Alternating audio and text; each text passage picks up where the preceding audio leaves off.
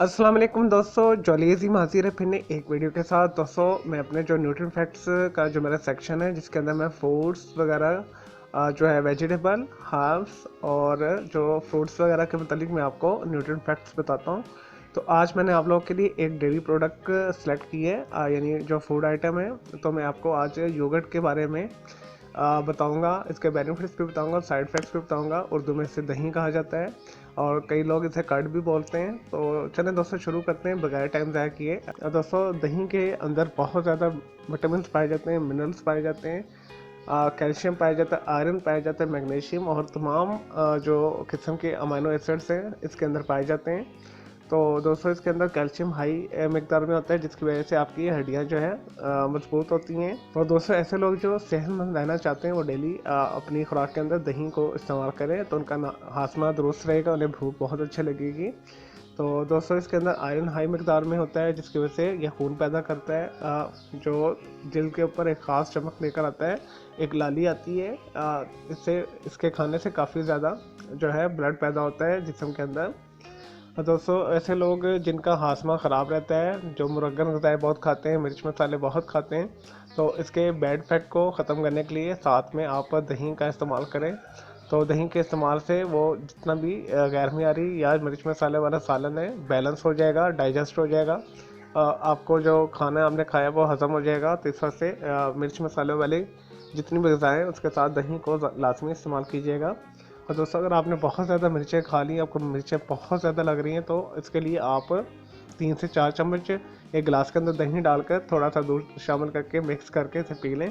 तो आपकी जितनी भी ज़ुबान के ऊपर मिर्चें लग रही हैं या हलक के अंदर आपको तीखापन फील हो रहा है, तो ये तमाम जो इसकी जो साइड इफ़ेक्ट्स हैं दूर हो जाएंगे मिर्चों के। और दोस्तों ऐसे लोग जो वज़न कम करना चाहते हैं वो बगैर जो है चिकनाई का दही 1 पाव के करीब खाना शुरू कर दें, तो उनका जो ऐसा वेट लॉस होगा। ख्याल बस यही रखना है, जब भी आपने दही जमाना है या दही लेकर आना, ऊपर से मलाई उतार लेनी है तो आपका उससे वज़न कम होता है। तो दोस्तों ऐसे लोग जिन्हें आए दिन कोई ना कोई बीमारी लगी रहती है, उनके ऊपर बैक्टीरिया और वायरसेस बहुत असर करते हैं, तो वो उनका जो इम्यून सिस्टम है कमज़ोर होता है। अगर वो खुराक के अंदर दही को रेगुलर शामिल करें तो उनका जो इम्यून सिस्टम है, क़ुव्वत मुदाफ़ियत है, वो तेज़ हो जाएगी, यानी प्रोटेक्ट करेगी। दोस्तों ब्लड प्रेशर के मरीज़ जिनका ब्लड प्रेशर हाई रहता है, तो इसकी जो है दही की लस्सी बना के पिए। इवन देन दही को खाएंगे तो उनका ब्लड प्रेशर मामूल पर रहेगा, उनका डिप्रेशन दूर हो जाएगा और उनका जहनी जो स्ट्रेस है यानी दबाव जो है, जहनी उलझन है कोई, वो काम हो जाएंगे, वो उनकी तमाम परेशानियां दूर हो जाएंगी। तो ये डिप्रेशन को भी और मूड को भी अच्छा करता है। और दोस्तों इसके अंदर विटामिन एच पाया जाता है। अगर आप इसे खुराक में लेते हैं, इनटेक लेते हैं या जल्द के ऊपर भी अप्लाई करते हैं, विटामिन ई भी इसके अंदर मौजूद होता है। तो ये बालों के लिए और स्किन के लिए बहुत अच्छा है, जल्द को चमकदार ग्लो बनाता है।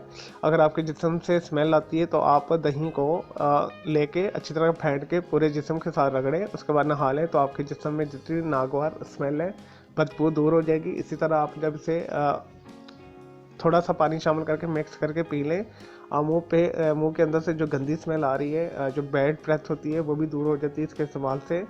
तो दोस्तों ऐसे लोग जो बालों की मुख्तलिफ परेशानियों का शिकार है, जैसे मैंने आपको बताया, ये बालों के लिए भी बहुत अच्छा है। तो आप सिर में आपके खुश्की है, डैंड्रफ है यानी कि, तो आप इसे दही को फेंट कर सर पे लगाएं, उसकी जड़ों में लगाएं अच्छे तरीके के साथ। उसके बाद किसी अच्छे साबुन सोप के साथ धो लें, तो आपके जो बालों के ऊपर एक ख़ास ग्लो आएगा, चमक आएगी और सिकरी खुश्की जो आपकी दूर हो जाएगी। ये बालों के लिए भी बहुत अच्छा है। तो दोस्तों इसके इस्तेमाल से जैसे मैंने बताया कि डिप्रेशन आपकी दूर होती है, तो इस वजह से आप हशाश फशाश फील करते हैं और स्माइली आपका मूड रहता है हर टाइम। और दोस्तों ऐसे लोग जिन्हें भूख नहीं लगती, अगर वो खुराक के अंदर अपने दही शामिल करना शुरू कर दें थोड़ा थोड़ा, तो ऐसा ऐसा उनकी जो लैक ऑफ एपिटेट है, यानी जिन्हें भूख ना लगने का मसला जो उनका है वो हल हो जाएगा। तो ये भूख भी लगाता है, इश्तिहा अंगेज़ होता है, पहले से जो खाना है उसे हज़म करता है और खाना खा डाइजेस्ट करके जो है अगर कॉन्स्टिपेशन है उससे भी ख़त्म कर देता है और भूख आपकी चमक उठती है इसके खाने से। दोस्तों मिल्क जो भारी होता है, तो जो लोग मिल्क पसंद नहीं करते वो थोड़ा सा दही खा लिया करें, तो बेनिफिट्स दोनों के सेम होते हैं। तो लेकिन ऐसे लोग जिन्हें एलर्जी है दूध के साथ वो दही इस्तेमाल कर लें, तो वो उन्हें दही सूट कर जाती है।